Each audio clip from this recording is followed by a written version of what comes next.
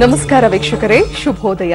ಇಂದಿನ ರಾಶಿ ಭವಿಷ್ಯ ನೇರ ಪ್ರಸಾರಕ್ಕೆ ನಿಮ್ಮೆಲ್ಲರಿಗೂ ಪ್ರೀತಿಯ ಸ್ವಾಗತ. ನಾನು ನಿಮ್ಮ ಲಾಂಛನ.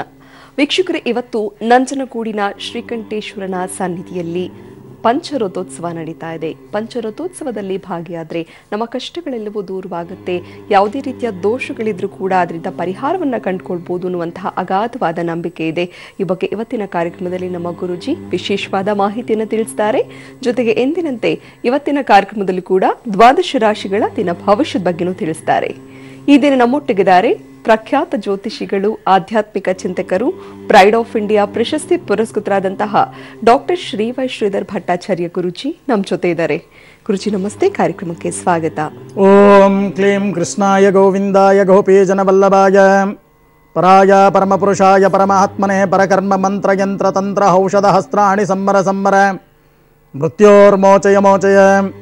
ಓಂ ನಮೋ ಭಗವತೆ ಮಹಾಸುದರ್ಶನ ದೀಪ್ತೆ ಜ್ವಾಲ ಪರಿವೃತಾಯ ಸರ್ವದಿಕ್ಷೋಪನಕರಾಯ.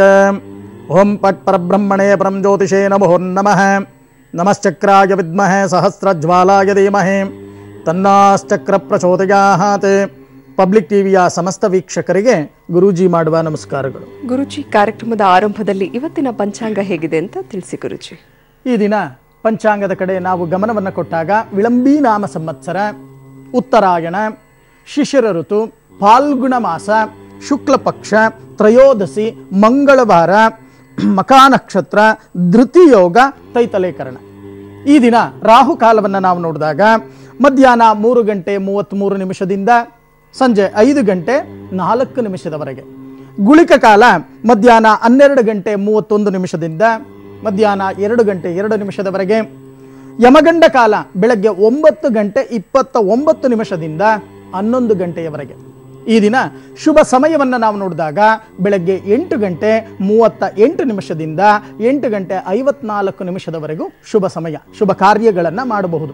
ಪಂಚಾಂಗ ಈ ದಿನ ಈ ರೀತಿ ಇದೆ. ಗುರುಜಿ, ಇವತ್ತಿನ ದ್ವಾದಶ ರಾಶಿಗಳ ದಿನ ಭವಿಷ್ಯದತ್ತ ಗಮನ ಹರಿಸೋಣ. ಮೊದಲ 6 ರಾಶಿಗಳ ಇವತ್ತಿನ ದಿನ ಭವಿಷ್ಯ ಹೇಗಿದೆ ಅಂತ ತಿಳಿಸಿ ಗುರುಜಿ. ಈ ದಿನ ದ್ವಾದಶ ರಾಶಿ ಗೋಚಾರ ಫಲಗಳತ್ತ ನಾವು ಗಮನವನ್ನು ಕೊಟ್ಟಾಗ ಮೊದಲಿಗೆ ಮೇಷರಾಶಿಗೆ. ಈ ಮೇಷರಾಶಿಯವರಿಗೆ ಈ ದಿನ ತಳುಕಿನ ಮಾತಿಗೆ ಮರುಳಾಗದಿರಿ. ಯಾರಾದ್ರೂ ಬೆಳ್ಳಗೆ ಮಾತಾಡಿದ್ರೆ ಸಾಕು, ಮರುಳಾಗಿ ಇರತಕ್ಕಂಥದ್ದನ್ನೆಲ್ಲ ದಾನ ಮಾಡತಕ್ಕಂಥ ದಿನವಾಗುತ್ತೆ. ಸ್ವಲ್ಪ ಜಾಗ್ರತೆಯನ್ನು ವಹಿಸಿ. ಪುಣ್ಯಕ್ಷೇತ್ರ ದರ್ಶನ ಮಾಡ್ತಕ್ಕಂಥ ಒಂದು ಶುಭ ಯೋಗ. ಸಾಯಂಕಾಲದ ಸಮಯಕ್ಕೆ ಮನಃಶಾಂತಿ ಅಂತಕ್ಕಂಥದ್ದು ಲಭ್ಯವಾಗತ್ತೆ. ರೋಗ ಬಾಧೆ, ಆರೋಗ್ಯದ ಕಡೆ ಗಮನವನ್ನು ಹರಿಸ್ತಕ್ಕಂಥ ಕೆಲಸವನ್ನ ಮಾಡಿ ನಾನಾ ವಿಚಾರಗಳಲ್ಲಿ ದಿನವಾಗುತ್ತೆ. ಈ ದಿನ ನೀವು ಮಾಡಬೇಕಾಗಿರ್ತಕ್ಕಂಥ ಒಂದು ಪರಿಹಾರ, ಓಂ ಬೃಹಸ್ಪತಯೇ ನಮಃ ಈ ಮಂತ್ರವನ್ನ 108 ಬಾರಿ ಜಪವನ್ನ ಮಾಡಿ ಗುರು ಸಮಾನರಾಗಿರ್ತಕ್ಕಂಥವರಿಗೆ ಹಳದಿ ವಸ್ತ್ರವನ್ನ ಕೊಟ್ಟು ನಮಸ್ಕಾರವನ್ನ ಮಾಡ್ತಕ್ಕಂಥ ಕೆಲಸವನ್ನ ಮಾಡಿ. ಇನ್ನು ವೃಷಭ ರಾಶಿ. ಈ ವೃಷಭ ರಾಶಿಯವರಿಗೆ ಈ ದಿನ ದಿನಸಿ ವ್ಯಾಪಾರಿಗಳು ಯಾರ್ಯಾರಿದ್ದೀರೋ ಅಂತವರಿಗೆ ಬಹಳಷ್ಟು ಲಾಭಗಳಾಗ್ತಕ್ಕಂಥ ಒಂದು ದಿನವಾಗತ್ತೆ. ದುರಭ್ಯಾಸಕ್ಕೆ ಹಣವ್ಯಯನ್ನು ಮಾಡ್ಕೊಂಡ್ಬಿಡ್ತೀರಾ, ದುರಭ್ಯಾಸವನ್ನು ಕಲ್ತ್ಕೊಳ್ಳೋ ದಿನವಾಗತ್ತೆ. ಸ್ವಲ್ಪ ಜಾಗ್ರತೆಯನ್ನು ವಹಿಸಿ. ಮನಕ್ಲೇಶ, ಮನಸ್ಸನ್ನು ಕೆಡಿಸ್ಕೊಂಡ್ಬಿಡ್ತೀರಾ, ಮನಸ್ಸನ್ನು ಏಕಾಗ್ರತೆಗೆ ತರ್ತಕ್ಕಂಥ ಕೆಲಸವನ್ನ ಮಾಡಿ. ದಾಂಪತ್ಯದಲ್ಲಿ ಕಲಹಗಳಾಗ್ತಕ್ಕಂಥ ಒಂದು ದಿನವಾಗತ್ತೆ. ತಾಳ್ಮೆಯಿಂದ ದಿನವನ್ನು ಕಳೀತಕ್ಕಂಥ ಕೆಲಸವನ್ನ ಮಾಡಿ. ಈ ದಿನ ನೀವು ಮಾಡಬೇಕಾಗಿರ್ತಕ್ಕಂಥ ಒಂದು ಪರಿಹಾರ, ಸುಂದರಕಾಂಡ ಪಾರಾಯಣವನ್ನ ಮಾಡಿ, ಆಂಜನೇಯನ ದೇವಾಲಯಕ್ಕೆ ಹೋಗಿ ನಾಟಿ ತುಳಸಿಯಿಂದ ಅರ್ಚನೆಯನ್ನ ಮಾಡಿ, ದೀರ್ಘದಂಡ ನಮಸ್ಕಾರವನ್ನ ಮಾಡ್ತಕ್ಕಂಥ ಕೆಲಸವನ್ನ ಮಾಡಿ. ಇನ್ನು ಮಿಥುನ ರಾಶಿ. ಈ ಮಿಥುನ ರಾಶಿಯವರಿಗೆ ಈ ದಿನ ಸ್ವಲ್ಪ ಹಣ ಬಂದರೂ ಉಳಿಯಲ್ಲ, ಖರ್ಚು ಮಾಡ್ಕೊಂಡ್ಬಿಡ್ತೀರಾ. ದಿಢೀರಂತ ಹೇಳಿ ಖರ್ಚಂತ ಮಾಡ್ತಕ್ಕಂಥ ಒಂದು ಪರಿಸ್ಥಿತಿ ಈ ದಿನ ಸೃಷ್ಟಿಯಾಗತ್ತೆ. ಉಳಿತಾಯದ ಬಗ್ಗೆ ಗಮನವನ್ನ ಹರಿಸಿ. ತೀರ್ಥಯಾತ್ರಾ ದರ್ಶನ ಮಾಡ್ತಕ್ಕಂಥ ಒಂದು ಶುಭ ಯೋಗ. ರಾಜ ವಿರೋಧವನ್ನ ಕಟ್ಕೋಬೇಕಾಗತ್ತೆ. ಎಲ್ಲೋ ಒಂದು ಕಡೆ ದಂಡವನ್ನ ಕಟ್ಟಬೇಕಾಗತ್ತೆ, ಫೈನ್ ಕಟ್ಟಬೇಕಾಗತ್ತೆ, ಅಪರಾಧಿಗಳಾಗಬೇಕಾಗತ್ತೆ. ಸ್ವಲ್ಪ ಜಾಗ್ರತೆಯನ್ನು ವಹಿಸಿ. ಸಣ್ಣ ಪುಟ್ಟ ಮಾತುಗಳಿಂದ ಕಲಹಗಳಾಗ್ತಕ್ಕಂಥ ಸಾಧ್ಯತೆಗಳಿದೆ. ಮಾತಿನ ಮೇಲೆ ನಿಗವನ್ನ ಇಟ್ಟು ಮಾತನಾಡ್ತಕ್ಕಂಥ ಕೆಲಸವನ್ನ ಮಾಡಿ. ಈ ದಿನ ನೀವು ಮಾಡಬೇಕಾಗಿರ್ತಕ್ಕಂಥ ಒಂದು ಪರಿಹಾರ, ಓಂ ನಮೋ ನಾರಾಯಣಾಯ ಈ ಅಷ್ಟಾಕ್ಷರಿ ಮಂತ್ರವನ್ನ 48 ಬಾರಿ ಜಪವನ್ನ ಮಾಡಿ ವಿಷ್ಣು ಆಲಯಕ್ಕೆ ಹೋಗಿ ದ್ವಾದಶ ಪ್ರದಕ್ಷಿಣಾ ನಮಸ್ಕಾರವನ್ನ ಮಾಡ್ತಕ್ಕಂಥ ಕೆಲಸವನ್ನ ಮಾಡಿ. ಇನ್ನು ಕಟಕ ರಾಶಿ. ಈ ಕಟಕ ರಾಶಿಯವರಿಗೆ ಈ ದಿನ ಸಾಮಾಜಿಕ ಕಾರ್ಯಕ್ರಮಗಳಲ್ಲಿ ಭಾಗಿಯಾಗ್ತಕ್ಕಂಥ ಒಂದು ಶುಭ ಯೋಗ. ಮಿತ್ರರ ಬೆಂಬಲ ನಿಮಗೆ ಲಭ್ಯವಾಗುತ್ತೆ. ಆದರೆ ಹಿತಶತ್ರುಗಳ ಬಾಧೆ, ಹಿತಶತ್ರುಗಳು ಮಾಡ್ತಕ್ಕಂಥ ಷಡ್ಯಂತ್ರಕ್ಕೆ ನೀವು ಬೀಳಬೇಕಾಗತ್ತೆ. ಜಾಗ್ರತೆಯನ್ನು ವಹಿಸಿ. ಕ್ರಯ ವಿಕ್ರಯಗಳನ್ನು ಯಾರ್ಯಾರು ಮಾಡ್ತೀರೋ ಅಂಥವರಿಗೆ ಬಹಳಷ್ಟು ಲಾಭಗಳು ಬರ್ತಕ್ಕಂಥ ಒಂದು ದಿನವಾಗುತ್ತೆ. ಇಂಥ ಒಂದು ಸಮಯವನ್ನು ಸದುಪಯೋಗವನ್ನು ಪಡಿಸ್ಕೊಳ್ಳಿ. ಈ ದಿನ ನೀವು ಮಾಡಬೇಕಾಗಿರ್ತಕ್ಕಂಥ ಒಂದು ಪರಿಹಾರ, ವಿಷ್ಣು ಸಹಸ್ರನಾಮ ಪಾರಾಯಣವನ್ನ ಮಾಡಿ ವಿಷ್ಣು ಆಲಯದಲ್ಲಿ ಹೆಸರು ಬೇಳೆ ಕೋಸಂಬರಿಯನ್ನ ನಿವೇದನೆಯನ್ನ ಮಾಡಿ ಬರ್ತಕ್ಕಂಥ ಭಕ್ತಾದಿಗಳಿಗೆ ವಿನಿಯೋಗವನ್ನ ಮಾಡ್ತಕ್ಕಂಥ ಕೆಲಸವನ್ನ ಮಾಡಿ. ಇನ್ನು ಸಿಂಹರಾಶಿ, ಈ ಸಿಂಹರಾಶಿಯವರಿಗೆ ಈ ದಿನ ಕೈಗಾರಿಕಾ ಉದ್ಯಮಿಗಳಿಗೆ ಹೆಚ್ಚಿನ ಯಶಸ್ಸನ್ನ ಕಾಣ್ತಕ್ಕಂಥದ್ದು. ಯಾರ್ಯಾರು ಫ್ಯಾಕ್ಟರಿಯನ್ನು ನಡೆಸ್ತಾ ಇದ್ದೀರೋ, ಕೈಗಾರಿಕೆಯನ್ನು ನಡೆಸ್ತಾ ಇದ್ದೀರೋ ಅಂಥವರಿಗೆ ಬಹಳಷ್ಟು ಯಶಸ್ಸು ಅಂತಕ್ಕಂಥದ್ದು ಈ ದಿನ ಲಭ್ಯವಾಗತ್ತೆ. ಯಾರ್ಯಾರಿಗೆ ವಾಹನ ತಗೋಬೇಕು ಅಂತ ಹಂಬಲಿಸ್ತಾ ಇದ್ದೀರೋ ಅಂಥವರಿಗೆ ವಾಹನ ಯೋಗ, ಯಾರ್ಯಾರ ಕೃಷಿ ಚಟುವಟಿಕೆಯಲ್ಲಿ ತೊಡಗಿದ್ದೀರೋ ಅಂಥವರಿಗೆ ಬಹಳಷ್ಟು ಲಾಭಗಳಾಗ್ತಕ್ಕಂಥ ಒಂದು ದಿನವಾಗತ್ತೆ. ಆದರೆ ನಂಬಿಕೆ ದ್ರೋಹಕ್ಕೆ ಒಳಗಾಗಬೇಕಾಗತ್ತೆ, ಜಾಗೃತೆಯನ್ನು ವಹಿಸಿ. ನಂಬಿದ ಜನರಿಂದ ಮೋಸ ಹೋಗ್ತಕ್ಕಂಥ ಸಾಧ್ಯತೆಗಳು ಹೆಚ್ಚಾಗಿ ಕಂಡು ಬರುತ್ತೆ. ಈ ದಿನ ನೀವು ಮಾಡಬೇಕಾಗಿರ್ತಕ್ಕಂಥ ಒಂದು ಪರಿಹಾರ, ಓಂ ಕನಕ ದುರ್ಗಾಯೈ ನಮಃ ಈ ಮಂತ್ರವನ್ನ 108 ಬಾರಿ ಜಪವನ್ನ ಮಾಡಿ ಉತ್ತರಾಭಿಮುಖವಾಗಿರ್ತಕ್ಕಂಥ ಅಮ್ಮನವರಿಗೆ ಕುಂಕುಮಾರ್ಚನೆಯನ್ನ ಮಾಡಿ ದೀರ್ಘದಾಂಡ ನಮಸ್ಕಾರವನ್ನ ಮಾಡ್ತಕ್ಕಂಥ ಕೆಲಸವನ್ನ ಮಾಡಿ. ಇನ್ನು ಕನ್ಯಾ ರಾಶಿ, ಈ ಕನ್ಯಾ ರಾಶಿಯವರಿಗೆ ಈ ದಿನ ಅಪರಿಚಿತರ ವಿಷಯಗಳಲ್ಲಿ ಜಾಗೃತೆಯನ್ನ ವಹಿಸಿ. ಜಾಗೃತೆಯನ್ನ ವಹಿಸ್ತಿಲ್ಲ ಅಂದರೆ ಮೋಸ ಹೋಗ್ತಕ್ಕಂಥ ಸಾಧ್ಯತೆ, ನಿಮ್ಮಲ್ಲಿ ಇರ್ತಕ್ಕಂಥ ಅಮೂಲ್ಯವಾದ ವಸ್ತುಗಳನ್ನು ಕಳೆದುಕೊಳ್ತಕ್ಕಂಥ ಸಾಧ್ಯತೆಗಳು ಹೆಚ್ಚಾಗಿ ಕಂಡು ಬರುತ್ತೆ. ಮಗನಿಂದ ಶುಭ ವಾರ್ತೆಯನ್ನು ಕೇಳ್ತೀರಾ, ಗಣ್ಯ ವ್ಯಕ್ತಿಗಳ ಭೇಟಿಯನ್ನ ಮಾಡ್ತಕ್ಕಂಥ ಒಂದು ಶುಭ ಯೋಗ, ಸುಖ ಭೋಜನ ಪ್ರಾಪ್ತಿ ಆಗ್ತಕ್ಕಂಥ ಒಂದು ದಿನವಾಗುತ್ತೆ. ಈ ದಿನ ನೀವು ಮಾಡಬೇಕಾಗಿರ್ತಕ್ಕಂಥ ಒಂದು ಪರಿಹಾರ, ಅಂಧ ಮಕ್ಕಳಿಗೆ, ಕಣ್ಣಿಲ್ದೇ ಇರ್ತಕ್ಕಂಥ ಮಕ್ಕಳಿಗೆ ಕೈಲಾದ ಸಹಾಯ, ವಸ್ತ್ರದಾನ, ಅನ್ನದಾನವನ್ನ ಮಾಡ್ತಕ್ಕಂಥ ಕೆಲಸವನ್ನ ಮಾಡಿ. ಇದರಿಂದ ಬಹಳಷ್ಟು ವಿಶೇಷವಾಗಿರ್ತಕ್ಕಂಥ ಫಲ ನಿಮಗೆ ಲಭ್ಯವಾಗುತ್ತೆ. ಓಕೆ, ಪ್ರಕಾಶ್ ಕರೆ ಮಾಡಿದ್ದಾರೆ, ಮಾತಾಡೋಣ. ನಮಸ್ತೆ. ನಮಸ್ತೆ. ಹೇಳಿ, ಯಾರ ಬಗ್ಗೆ ಕೇಳಬೇಕು? ನಮ್ಮ ಬಗ್ಗೆನೇ ಕೇಳಬೇಕು. ಮಾತಾಡಿ ಕುರುಕ್ಷೇತ್ರ. ಪ್ರಕಾಶ್ ಅವರೇ ನಮಸ್ಕಾರ. ನಮಸ್ಕಾರ ಗುರುಗಳೇ. ಸ್ವಲ್ಪ ಜೋರಾಗಿ ಮಾತಾಡಿಪ್ಪ. ನಮಸ್ಕಾರ. 1 ರಿಂದ 12ರಲ್ಲಿ ಒಂದು ಸಂಖ್ಯೆ ಹೇಳಿ. 9. 9. ನಿಮ್ಮ ಮನೆ ದೇವರು ಯಾವುದು? ಮಲ್ಲಿಕಾರ್ಜುನ ಸ್ವಾಮಿ. ಏನು ಮಾಡ್ಕೊಂಡಿದ್ದೀರಪ್ಪ? ನಾವು ಲ್ಯಾಂಡ್ ಡೆವಲಪ್ಮೆಂಟ್ ಮತ್ತೆ ರಿಯಲ್ ಎಸ್ಟೇಟ್ ಮಾಡ್ತೀವಿ. ಖಂಡಿತವಾಗಿ ನೋಡೋಣ. ನೀವು ಹೇಳಿರ್ತಕ್ಕಂಥ ಒಂದು ಸಂಖ್ಯೆ ಪ್ರಕಾರ ನಾನು ತಾಳೆಗರಿ ಪ್ರಶ್ನೆಗೆ ಹೋಗ್ತಾ ಇದ್ದೇನೆ.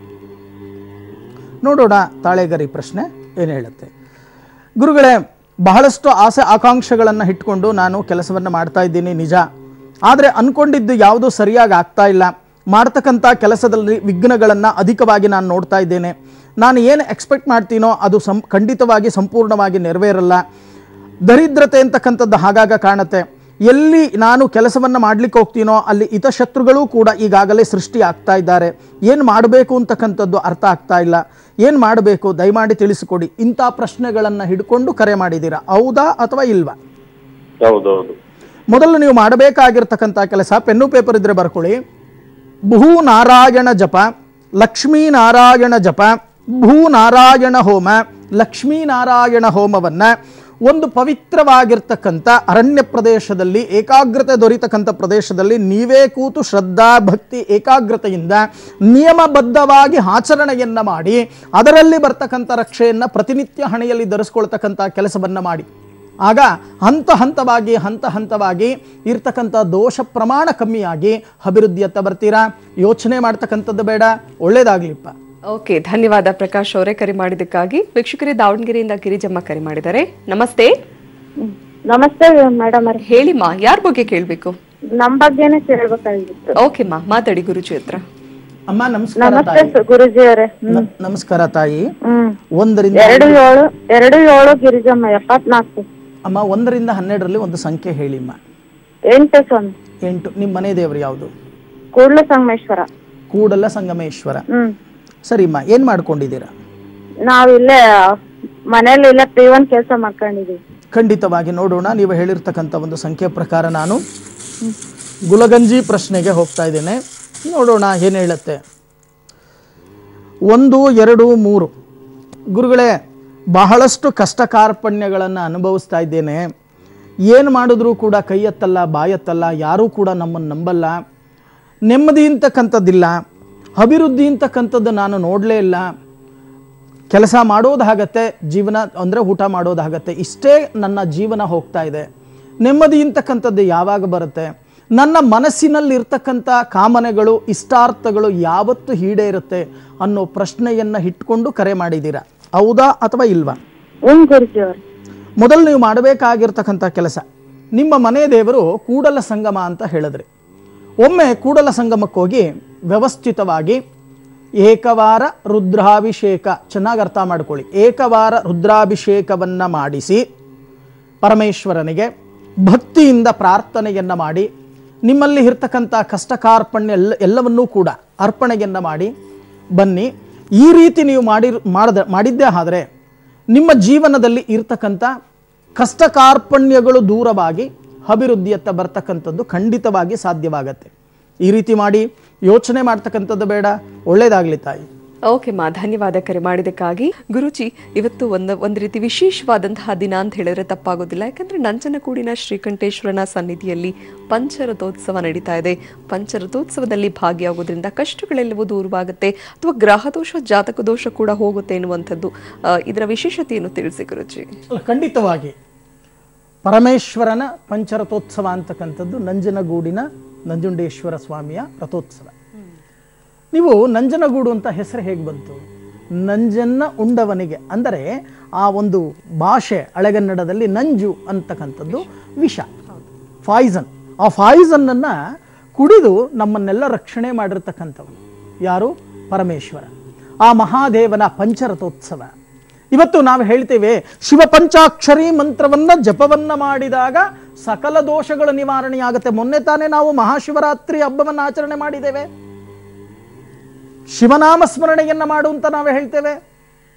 ಹಾಗಾಗಿ ಇಂಥ ಒಂದು ಪಂಚಾಕ್ಷರಿಯ ಮಂತ್ರ ಅಂತಕ್ಕಂಥದ್ದು ಏನಿದೆ, ಇವತ್ತು ನೋಡಿ, ಶಿವನನ್ನ ಲಿಂಗಾಕಾರದಲ್ಲಿ ನಾವು ಪೂಜೆಯನ್ನ ಮಾಡ್ತೇವೆ. ಒಂದೊಂದು ವಿಧವಾಗಿ ವೀರಶೈವರು ಇಷ್ಟಲಿಂಗದ ರೀತಿಯಲ್ಲಿ ಪೂಜೆಯನ್ನ ಮಾಡ್ತಕ್ಕಂಥದ್ದು, ಅದರಲ್ಲಿ ಈ ಬ್ರಾಹ್ಮಣರು ಲಿಂಗ ಸ್ವರೂಪದಲ್ಲಿ ಪೂಜೆಯನ್ನ ಮಾಡ್ತಕ್ಕಂಥದ್ದು.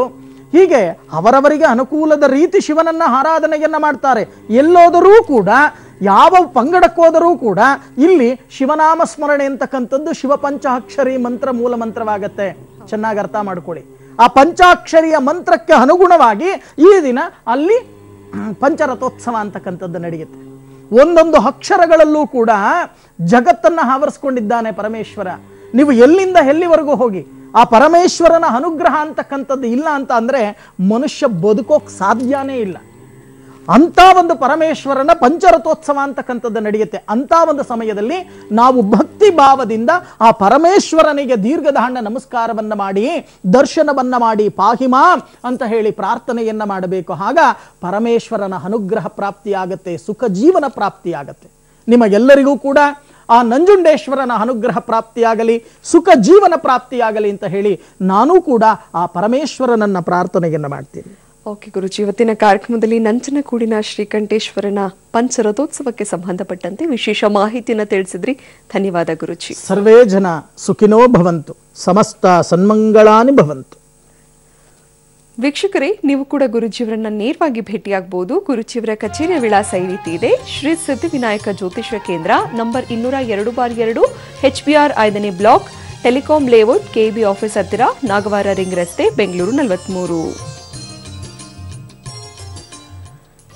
ದೂರವಾಣಿ ಸಂಖ್ಯೆಗಳು ಈ ರೀತಿ ಇದೆ: 9972253004. ಮತ್ತೊಂದು ದೂರವಾಣಿ ಸಂಖ್ಯೆ 9972253005.